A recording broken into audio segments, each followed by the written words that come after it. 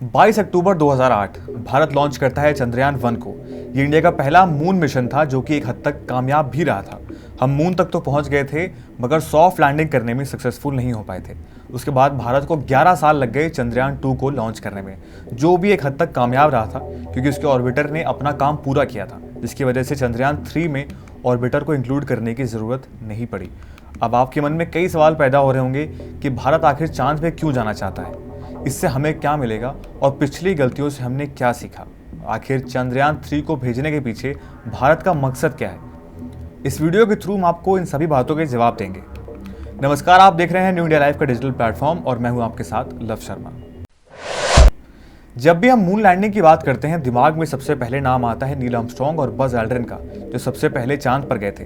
मगर बहुत कम लोग जानते होंगे कि यूएसए के अपोलो 11 मिशन से पहले करीब 10 साल पहले यूएसएसआर ने लूना 2 को चांद पर भेज दिया था।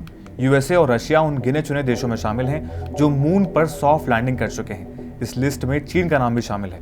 और अगर भारत चंद्रयान 3 को साउथ पोल में सॉफ्ट लैंड करवा देता है तो भारत विश्व का चौथा सॉफ्ट लैंडिंग करने वाला देश और साउथ पोल पर लैंड करने वाला दुनिया का पहला देश बन जाएगा।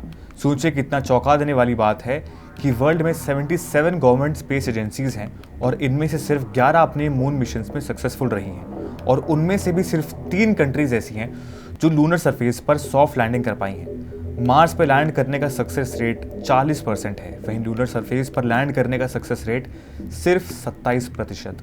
इस बात से आप खुद ही अंदाज़ा लगा सकते हैं कि मून पर सॉफ्ट लैंड करना कितना डिफिकल्ट है। इस बात को ध्यान में रखते हुए इसरो ने लैंडिंग के लिए एक ऐसा स्पॉट ढूंढा है जहां ना क्रेटर्स और माउंटेन से भरा अनइवन सरफेस है, ना ही अनइवन टेम्परेचर।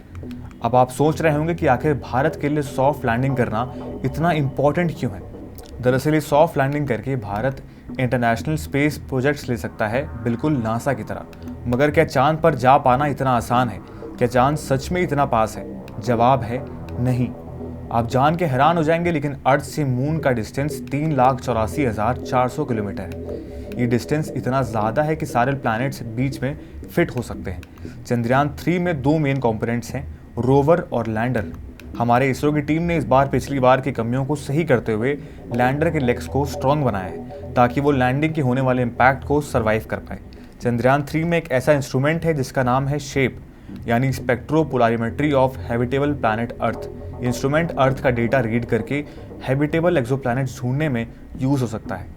आसान शब्दों में आपको समझाऊं तो ये इंस्ट्रूमेंट उन प्लैनेट्स को ढूंढने का काम करेगा जो हमारे सोलर सिस्टम के बाहर हैं और हैबिटेबल हो सकते हैं। चंद्रयान 3 की लैंडिंग 23 अगस्त को होगी और इस समय ये हमारी पृथ्वी के चारों ओर चक्कर लगा रहा है। पहले तो ये चक्कर छोटे होंगे मगर बाद में ये चक्कर बड़े होते चले जाएंगे और फिर 23 अगस्त को साउथ पोल पर हमारा चंद्रयान 3 सॉफ्ट लैंडिंग करेगा। और एक चौंकाने वाली बात यह है कि चंद्रयान 3 हमारे चंद्रयान 2 से ज़्यादा कॉस्ट एफिशिएंट है। चंद्रयान 3 का बजट है 615 करोड़ और चंद्रयान 2 का बजट था 870 करोड़, जो कि एवेंजर्स एंड गेम के बजट से भी 3 गुना कम है। इस बात से आप अंदाज़ा लगा सकते हैं कि हमारा इसरो कितने कम रिसोर्सेज के साथ भी कितना कुछ हासिल कर चुका है। अब आप इस रिपोर्ट से ही अंदाज़ा लगा सकते हैं। अब आप सोचिए, अगर इसरो के पास नासा का बजट होता जो कि इसरो के बजट से 10 गुना से भी ज़्यादा है, तो इसरो किस लेवल पे होता। अब आप कहेंगे कि इसरो से हमें क्या फ़ायदा होता है। शायद आपको पता नहीं होगा मगर इसरो देश की सिक्योरिटी में भी हेल्प करता है। इसरो की 10 से ज़्यादा सर्विलेंस सैटेलाइट्स इस समय चाइना और पाकिस्तान जैसे हमारे फ्रेंडली नेबर्स पर निगरानी रख के कोई भी ज़रूरी जानकारी तुरंत हमारी सिक्योरिटी तक पहुंचा देती है। 2019 में आए फैनी साइक्लोन की वार्निंग भी हमें इन सैटेलाइट्स ने दी थी, जिसकी वजह से 11 लाख से भी ज़्यादा लोगों को सेफली इवैक्यूएट किया गया था, जिससे कई जानें बची थी। इसके साथ ही इसरो हमें आने वाले फ्लड्स, अर्थक्वेक्स और साइक्लोन की जानकारी पहले ही दे देता है, जिससे हम प्रिपेयर्ड रहते हैं। ये सब सिर्फ हमारे सैटेलाइट्स की वजह से पॉसिबल है। जब से चंद्रयान 3 सक्सेसफुली लॉन्च हुआ है तब से हमारे पड़ोसी भी बहुत चक्के हैं। चाइना के सरकारी अखबार ग्लोबल टाइम्स ने भी भारत को बधाई दी है। साथ ही पाकिस्तान की तरफ से भी एक अजीब रिएक्शन सामने आया है, देखिए। हमारा ministry of science and technology में हमारा एक पॉइंट ऑफ व्यू है। हमारा पॉइंट ऑफ व्यू ये है कि आप इतने पापड़ नहीं बेलने की जरूरत। चांद जो है वो नजर आ जाता है, एग्जैक्टली उसकी लोकेशन पता होती है, ये पता होता है कब उसकी बर्थ हो रही है, किस टेरिटरी में उसका क्या अल्टीट्यूड होगा एग्जैक्टली। ये जनाब है पाकिस्तान के former science minister Fawad Chaudhary.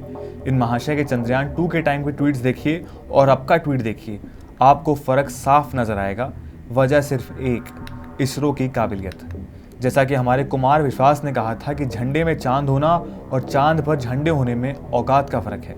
अगर आपको हमारा ये वीडियो पसंद आया हो तो इसे ज़्यादा से ज़्यादा शेयर करें और हमें कमेंट सेक्शन में ज़रूर बताएं कि आपको अगला वीडियो किस टॉपिक पर चाहिए। आज के लिए सिर्फ इतना ही, फिर मिलेंगे एक नए इंटरेस्टिंग वीडियो के साथ।